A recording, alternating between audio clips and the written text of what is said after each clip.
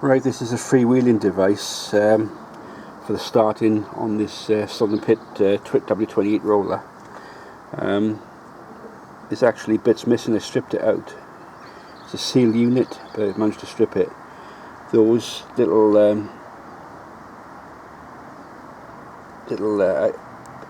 well, toggles, I suppose they're called, or like a dog almost. They're supposed to fling out and locate in that ratchet affair there. There's loads of little ball bearings which surround that area there, and that goes into there and is located by that cap there. What was happening was just turning, he wasn't locking in. It's a similar idea to what you got on a push bike. When you're freewheeling a push bike, it's a similar idea. The idea of this is to prevent locking up the lever when you pull the lever down to start it. It's a bit like a one-arm bandit. You pull the lever down and it operates the gear. But if I could turn it around this way, that gear there onto a quadrant which turns the engine one revolution and hopefully fires up. But what should have happened when you pull the lever down, these little catches fly out and locate into that ratchet. So it's just like a ratchet, really. So all it is a ratchet. But what's happened, it looks like something's broken off in there. So it'll just rotate and not fly out and lock in when you pull the lever down sharply. So yeah, I've contacted the firm that made these. The firm was formed in 1893, I believe, up in Birmingham. It's still in existence, but merged with other companies in that area. TD Cross and Sons was the firm. So I've contacted TD Cross yesterday, and they are looking up, giving the part numbers. So hopefully I can replace this. It's no big deal if I can't replace it, because I can start the roller on the belt, on a little flat belt, conventional way. But this is quite a novel idea which I would like to retain with the roller. But with old parts you've got difficulties getting hold of them, but I think there are bits on eBay which I could buy and strip down and make this good again if possible. So that's the idea. I've done nothing on the tank. Tank's being cleaned out. I got a couple of repairs to do in the water tank. I lifted the roller up yesterday on blocks and spun it round to check the drive chain.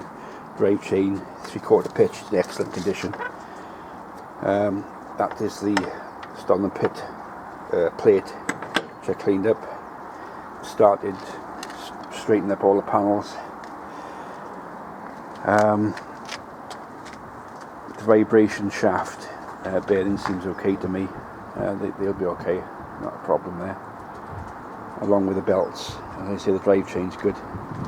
I had to temporarily attach the repaired handle to lift the roller to put onto blocks, so I can spin the roll via the drive coupling. Span the drive coupling round, and every sort of 45 degrees I pump some grease into it, and it has got better and better and better. So it is taking shape.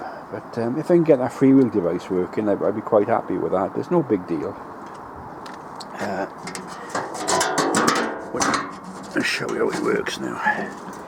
That's the coupling. I've got the coupling on reverse at the moment. Actually those screws face inwards towards the gearbox. They've just tacked it on there to turn the gearbox by hand, put a screwdriver in the hole. I've drained the oil on the gearbox and put at the moment a multi-grid in there. It's not the correct one, but it'll do to flush. There's clutch packs in there just to flush it through.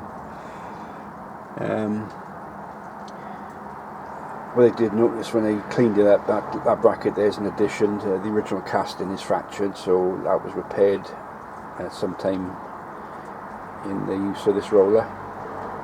Yeah, she's cleaned up quite well. along with the plate. Cleaned the plate up, so I'm going to get the dents out of the cover. But, as you can see, started cleaning it down, and it's a nice little lightweight project to start with. And the clutch cable's fine, as I said before. That's the lever there. You pull that lever down sharp, and that operates that quadrant. If you can see it there, as you pull down, that is a gear. That gear there, that engages with that gear they've just shown you on the freewheel device, which is bolted to the coupling, which turns the engine, hopefully to start first time. So that's it for now. It's as far as I can go now. It's a pig to get apart, but managed to get apart. So hopefully, if they can get a replacement unit or another similar unit, I can use these little ball bearings in there. Thousands of ball bearings for a pig to get into that little groove there. So that's it for the time being. So till next time.